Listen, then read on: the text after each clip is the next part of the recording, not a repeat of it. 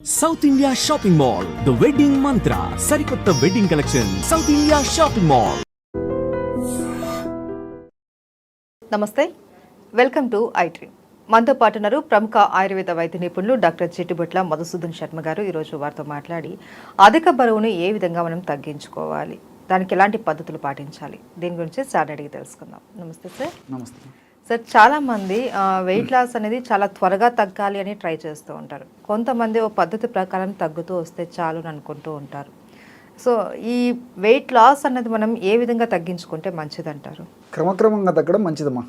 వైద్య ప్రపంచం చెప్పేది కూడా ఏంటంటే సడన్గా తగ్గడం మంచిది కదమ్మా. పెరుగుట విరుగుట కొరకు అని చెప్పేసి మన పెద్దలు చెప్తుంటారు. అది మంచిది కదమ్మా. ఎందుకంటే మనం ఒక్కరోజు 2 రోజుల్లో 15 రోజుల్లో వెయిట్ పెరగలేదు. సో వెయిట్ క్రమక్రమంగా పెరిగాం కాబట్టి పెరిగిన వెయిట్ తగ్గాలంటే క్రమక్రమంగా తగ్గడం మంచిదమ్మా. ఆరోగ్యరీత్యా క్షేమదాయకము. వైద్య ప్రపంచం కూడా అదే వాస్తవాన్ని అట్లే చేయమని చెప్పేసి అట్లే ఫాలో అవ్వమని చెప్తున్నారమ్మా. కాబట్టి క్రమక్రమంగా తగ్గడం మంచిదమ్మా. ఇక్కడ ఈ తగ్గే విధానంలో కూడా మరొక పద్ధతి ఉందమ్మా. సర్వసాధారణంగా కుటుంబ సభ్యులు కానీ లేకపోతే వాళ్ళ స్నేహితులు కానీ తెలిసిన వాళ్ళు కానీ ఎవరైనా సరే ఒక 3-4 లేదా 5-6 మంది కలిసేసి ఒక్కసారి ఈ ప్లాన్ స్టార్ట్ చేస్తారు. వెయిట్ ఉన్నటువంటి వాళ్ళందరూ కలిసేసి. సో అదే ఫుడ్ తీసుకుంటారు, అదే టైప్ ఎక్సర్సైజ్ చేస్తుంటారు, అదే ట్రీట్మెంట్ తీసుకుంటుంటారు.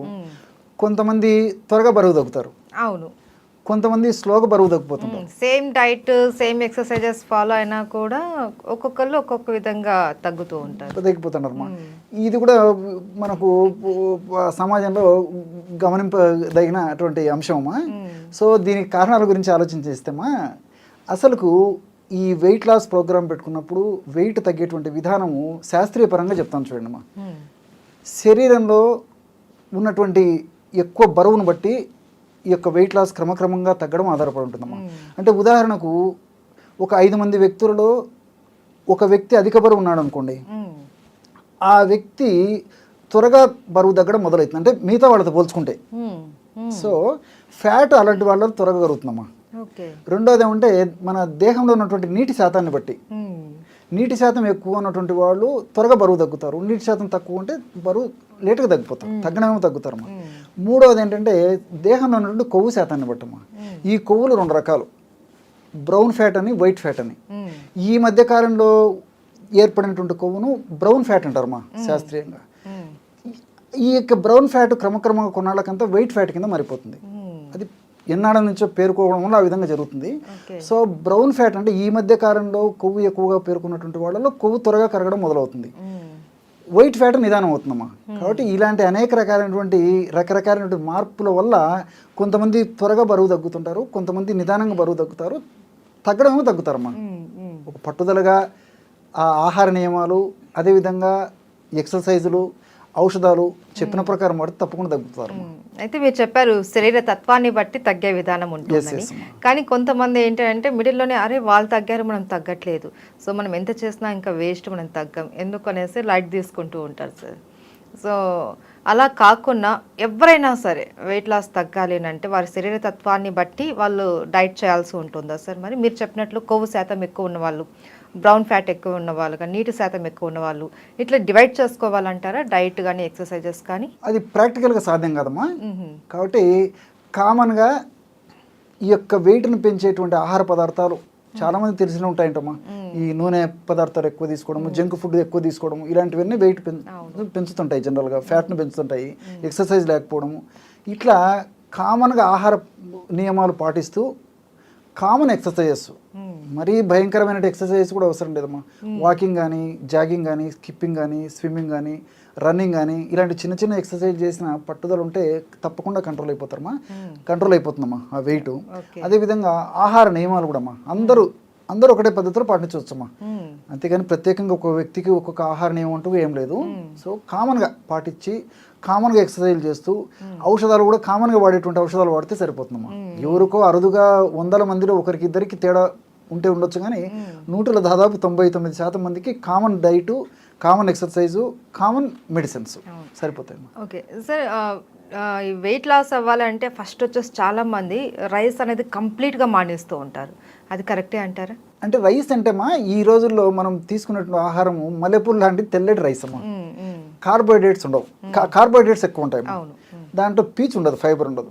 దానివల్ల ప్రాబ్లం అయిపోతుంది. కానీ మన పూర్వీకులు మరి ఆ కాలంలో అంతా రైస్ తిన్నారు కదమ్మా, మరి వాళ్ళ ఎక్కువ వెయిట్ ఉండి ఇబ్బంది పడేటువంటి పరిస్థితి లేదు. ఆ రోజుల్లో ఆ యొక్క ఫైబర్ బాగా ఉన్నటువంటి ఆ ముడి బియ్యంతో ఆహారం తయారు చేసుకుని తినేవాళ్ళమా. దానితోడు అఫ్ కోర్స్ ఎక్సర్సైజులు కూడా చేసేవాళ్ళు, వాళ్ళకు శారీరక శ్రమ కూడా ఉండేది. ఈ రోజుల్లో మనకు శారీరక శ్రమ లేదు, తెల్లటి మల్లెపూలు లాంటి బియ్యంతో అన్నం తయారు చేసుకుని తింటున్నాం. కాబట్టి దీంట్లో ఫైబర్ లేకపోవడం వల్ల ఉన్నటువంటి కార్బోహైడ్రేట్స్ అంతా త్వరగా ఫ్యాట్ కింద మారిపోయి ఇబ్బందులు ఎదురవుతున్నాయమ్మా. కాబట్టి ఫైబర్ బాగా ఉన్నటువంటి ఈ యొక్క అన్నాన్ని కొద్దో గొప్ప తినడంలో తప్పలేదమ్మా. డైట్ విషయం ఓకే సార్, అందరూ ఒకే విధమైన డైట్ ఫాలో అవ్వచ్చు అని అన్నారు. కొంతమంది అంటే ఓవర్ ఎక్సర్సైజెస్ చేస్తూ ఉంటారు, త్వరగా నేను సన్నగా అయిపోవాలి అనేసి. అది శరీరం మీద ఎలాంటి ప్రభావం చూపిస్తుంది? తప్పకుండా చూపిస్తున్నామా. దానివల్ల హార్మోన్స్ డిస్టర్బ్ అవుతాయి, రక్త ప్రసరణలో చేంజెస్ వస్తాయి. ఒక్కొక్కసారి ఆ యొక్క ప్రభావము మెదడు మీద పనిచేసి మెదడుకు సంబంధించినటువంటి రుగ్మతలు వస్తాయి. కాబట్టి అతి సర్వత్ర వర్జయతమా. రిగరస్గా ఏది చేసినా అది శరీరానికి హాని చేస్తుంది. కాబట్టి మితం హితం, దేహతత్వానికి అనుసరించి వెయిట్ ఎంత ఉన్నాడు, వాళ్ళ శరీర ప్రకృతి ఏంటిది, ఎలాంటి ఎక్సర్సైజ్ అయితే అతనికి సహకరిస్తుంది, ఇలాంటివన్నీ దృష్టి ఉంచుకొని మితంగా ఎక్సర్సైజ్ చేస్తే బాగుంటుంది. కానీ అతిగా చేస్తే అది కూడా ఇబ్బందికరంగా తయారవుతుందమ్మా, అది కూడా మంచిది కదమ్మా. అయితే సార్ కొంతమంది ఫుడ్ అన్ని రకాలవి పక్కన పెట్టేసి ఈ ప్రోటీన్ పౌడర్ అనేసి లేకపోతే ఎక్కువ ప్రోటీన్కే ఇంపార్టెన్స్ ఇస్తూ ఉంటారు, మిగతావన్నీ కూడా అంతగా ఇంపార్టెన్స్ ఇవ్వరు, తీసుకోరు కూడా. ఓన్లీ ఒక ప్రోటీన్ సరిపోతుందా మన హెల్దీ లైఫ్కి? అది కూడా అవగాహన లోపంతమా. కాబట్టి సమతుల ఆహారం మనకు అవసరమ్మా. సో కార్బోహైడ్రేట్స్ అవసరము, ప్రోటీన్స్ అవసరము, ఫ్యాట్ అవసరము, సూక్ష్మ పోషకాలు ఉంటాయమ్మా, ఈ విటమిన్స్ ఇవన్నీ మనిషికి అవసరమే. కానీ కార్బోహైడ్రేట్స్ తగ్గించేసేసి ప్రోటీన్స్ ఎక్కువగా వాడుకోవడం వల్ల వెయిట్ పెరగకుండా ఉంటారు, ఉన్నటువంటి వెయిట్ కూడా తగ్గించేటువంటి పరిస్థితి ఉంటుంది. కానీ కంప్లీట్గా మానేయడం మాత్రం మంచిది కదమ్మా. ఓకే. అయితే సార్ ఇప్పుడు సాధారణంగా చిట్టుబట్ల మధుసూదన్ శర్మ గారు అనగానే అందరూ వెయిట్ చేసేది మీ టిప్స్ కోసం. సో ఇప్పుడు వెయిట్ లాస్ హెల్తీగా అవ్వాలి అని అనుకుంటే మీరు ఇచ్చే టిప్ ఏంటి? ఒక 4 పదార్థాలమ్మా, చాలా ఈజీగా దొరుకుతాయమ్మా, తయారు చేసుకోవడం సులువు, వాడుకోవడం సులువు, వీటి కూడా త్వరగా తగ్గేటువంటి పరిస్థితి ఏర్పడుతుందమ్మా, ఎలాంటి సైడ్ ఎఫెక్ట్స్ ఉండవు. కరక్కాయల యొక్క చూర్ణం ఒక 100 గ్రామ్స్ తీసుకోవాలమ్మా. అట్లే వామును వేయించి చేసినటువంటి చూర్ణం ఒక 50 గ్రామ్స్ తీసుకోవాలి. శొంఠి పొడి ఒక 25 గ్రామ్స్, సైంధవరణం 25 గ్రామ్స్. కరక్కాయ చూర్ణం 100 గ్రాములు, వామును వేయించి చేసినటువంటి చూర్ణము ఒక 50 గ్రాములు, శొంఠి పొడి 25 గ్రాములు, సైంధవరణం పొడి 25 గ్రాములు అన్నీ మనకు దొరుకుతాయి. మొత్తము ఈ యొక్క పదార్థం అంతా కలిపి 200 గ్రామ్స్ అయిపోతుందమ్మా. అంతా కలిపేసి ఒక గాజు సీసాలు నిల్వ ఉంచుకొని రోజు ఉదయం ఆహారం తర్వాత అట్టే రాత్రి ఆహారం తర్వాత 1/2 టీ స్పూన్ అంటే 2.5 గ్రాము ఉదయము, 2.5 గ్రాము రాత్రి ఆహారం తర్వాత ఒక కప్పు లేదా ఒక 100 ml గోరువెచ్చని నీళ్ళలో కలిపి సేవిస్తుండాలమ్మా. ఈ విధంగా సేవిస్తే చాలా త్వరగా వెయిట్ లాస్ కావడం జరుగుతుంది. రెండోది ఏంటంటే ఈ నేను చెప్పినటువంటి ప్రమాణంలో తయారు చేసుకున్నటువంటి ఔషధము ఇంచుమించు ఒక 40 రోజులు వస్తుందమ్మా.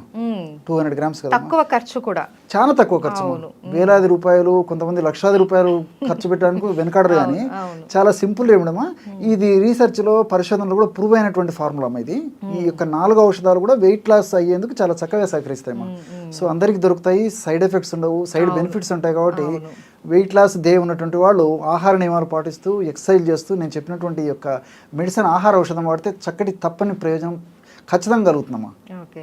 సో మీరు చెప్పే టిప్స్ అన్నీ కూడా సార్ చాలామంది ఫాలో అయ్యి చాలా బెనిఫిట్స్ కూడా పొందామనేసి మనకు చెప్తూ ఉంటారు సార్. సో మీరు ఇలాగే మాకు ఎప్పుడు రెగ్యులర్గా మంచి మంచి హెల్త్ టిప్స్ అవి అందిస్తూ ఉండాలని కోరుకుంటున్నాం. Thank you so much. Okay, తప్పకుండా.